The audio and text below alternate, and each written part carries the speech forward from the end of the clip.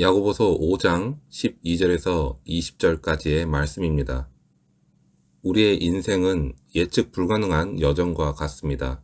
때로는 밝고 행복한 순간들을 경험하기도 하지만 때로는 어둡고 힘든 고난의 터널을 지나야 할 때도 있습니다.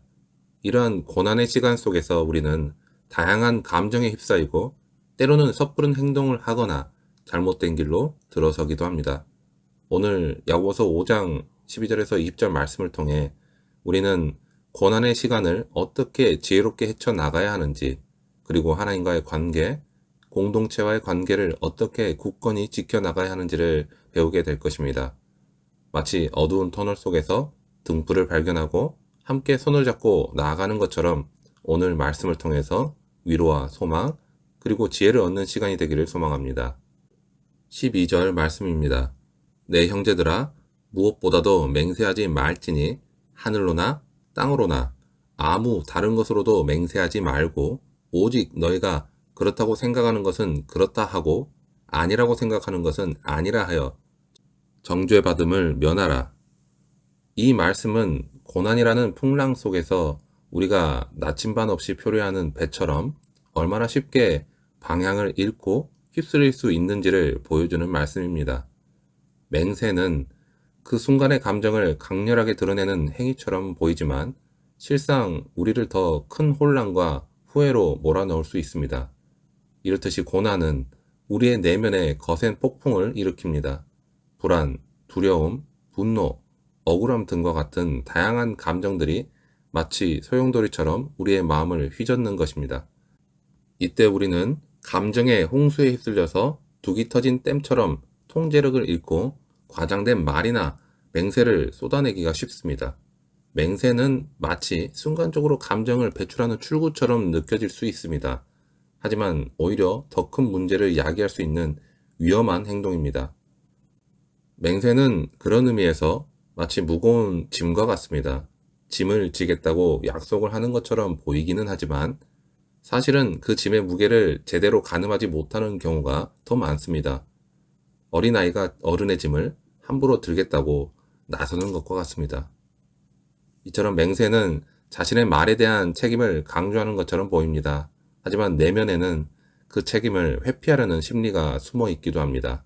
내가 이렇게까지 맹세했으니 이 말은 반드시 지킬 것이다 라는 자기 최면을 걸어서 불안감을 잠재우려는 것입니다.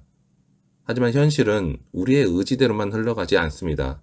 상황이 바뀌거나 감정이 진정된 후에는 자신의 맹세를 후회하고 그 짐의 무게에 짓눌리는 고통을 겪게 되기도 합니다. 그렇다면 우리는 어떻게 해야 할까요? 야고보 사도는 맹세 대신에 그렇다고 생각하는 것은 그렇다 하고 아니라고 생각하는 것은 아니라 하라고 명확하게 제시합니다. 이것은 감정에 휘둘리지 않고 진실에 기반한 언어를 사용하라는 가르침입니다. 항해사가 정확한 지도를 보고 항로를 결정하듯이 우리는 진실이라는 기준점을 따라 말해야 한다는 것입니다. 고난의 시간일수록 감정적인 표현보다는 사실에 근거한 명확하고 간결한 의사 전달에 집중해야 한다는 것입니다. 이처럼 섣부른 말과 행동은 개인의 고통뿐만이 아니라 공동체에 관해서도 악영향을 미치게 됩니다.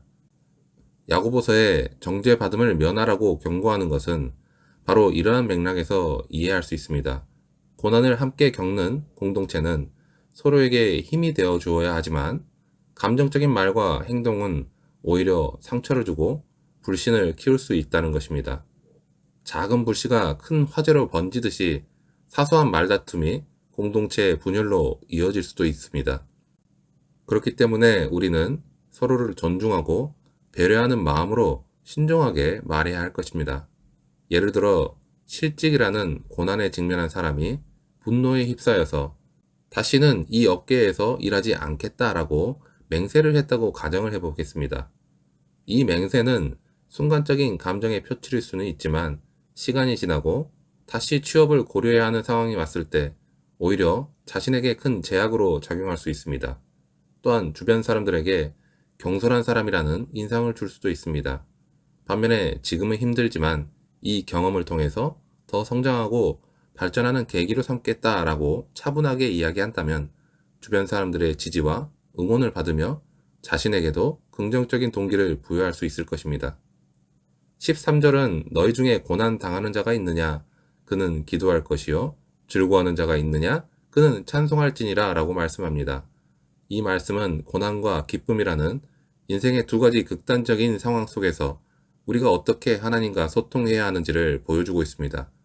특히 고난의 상황에서 기도는 단순히 종교적인 행위를 넘어서서 우리의 내면을 치유하고 회복시키는 중요한 역할을 합니다.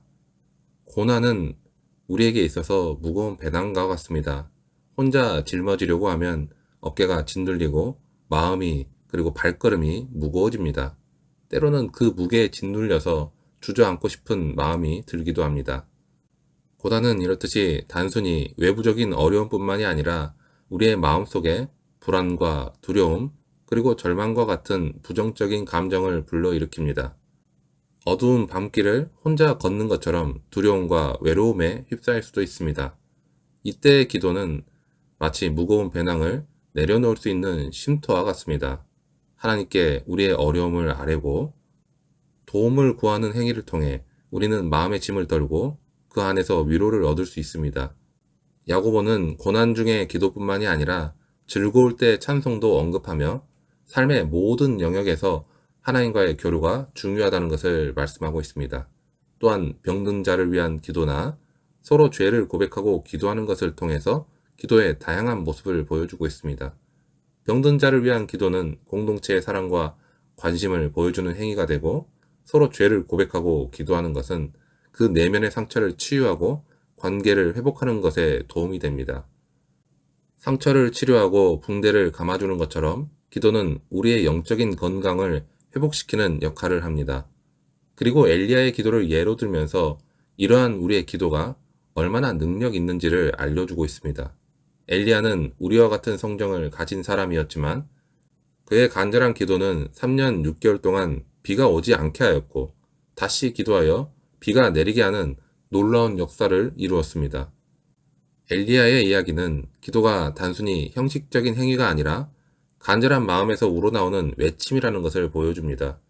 목마른 사람이 물을 찾듯이 간절한 마음으로 하나님을 찾을 때 우리는 놀라운 은혜를 경험할 수 있습니다. 엘리야의 기도는 우리에게 고난 속에서도 포기하지 않고 기도해야 한다는 것을 말씀하고 있습니다. 중요한 것은 기도를 일회적인 행사로 여기지 않고 지속적으로 하나님과 교류하는 습관을 가져야 한다는 것입니다. 매일 밥을 우리가 먹듯이 기도는 우리의 영적인 생명을 유지하는데 필수적인 요소입니다. 고난의 시간이 길어지면 길어질수록 우리는 더욱 꾸준히 기도해야 하고 하나님의 도우심을 구해야 합니다.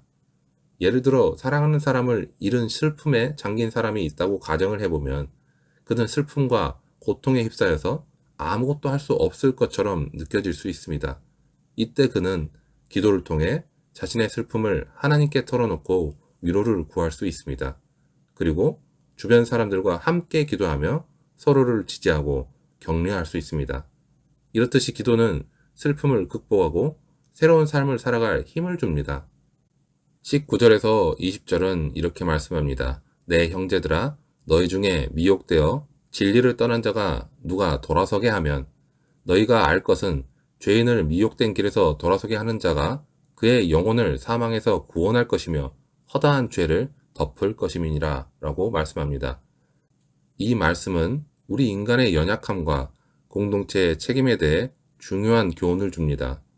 우리는 누구나 미혹될 수 있으며 그렇기 때문에 서로를 돌아보고 진리 안에서 함께 성장하는 것이 중요하다는 것을 알려줍니다. 미혹은 마치 안개 속에서 길을 잃은 것과 같습니다. 방향 감각을 잃고 어디로 가야 할지 몰라서 방황하는 것처럼 우리는 때때로 진리에서 벗어나 잘못된 길로 들어설 수도 있습니다. 미혹은 외부의 유혹뿐만이 아니라 우리 내면의 욕망과 불안함, 그리고 잘못된 가치관 등의 다양한 요인에 의해서 발생할 수 있습니다. 이러한 미혹의 상황 속에서 우리는 요한복음 8장에 나오는 가늠한 여인의 이야기를 떠올려 볼 수 있습니다.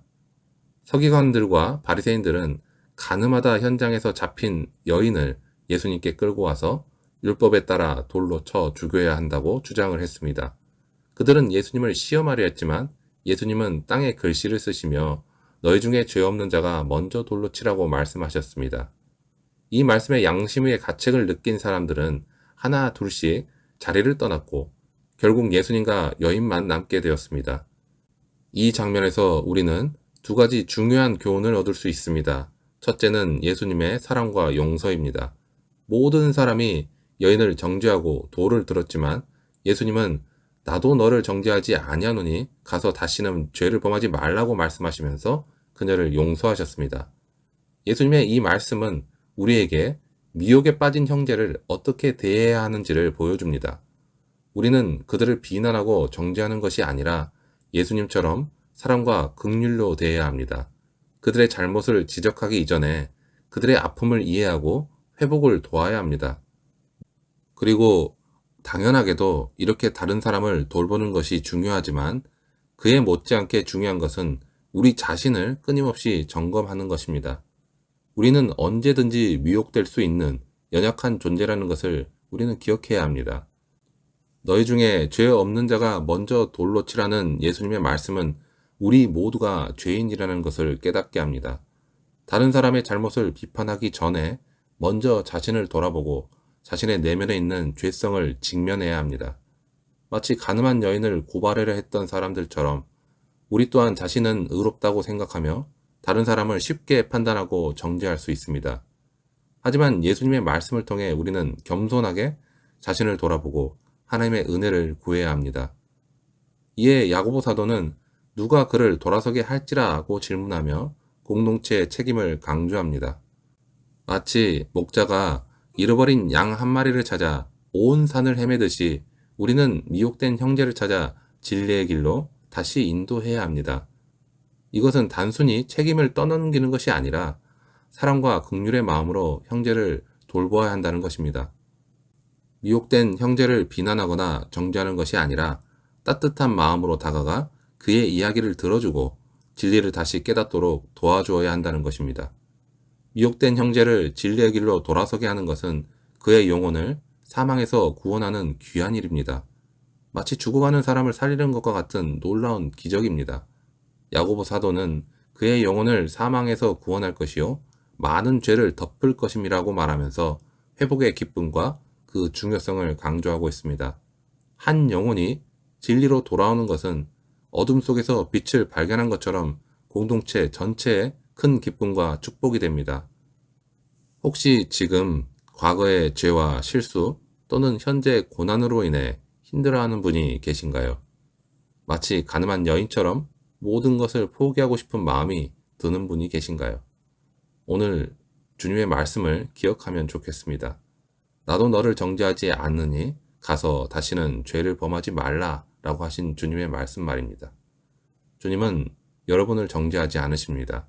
오히려 여러분을 사랑하시고 용서하시며 회복시키기를 원하십니다. 이제 우리는 은혜의 자리로 나아가야 합니다. 예수님의 용서와 사랑을 받아들이고 새로운 삶을 시작해야 합니다.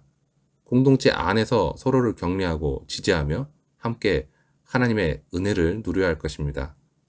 고난의 터널을 지나 어둠 속에서 방황할 때에도 예수님의 말씀을 기억하며 다시 일어설 용기를 얻고 빛으로 나아가는 우리 모두가 되기를 주님의 이름으로 축원합니다.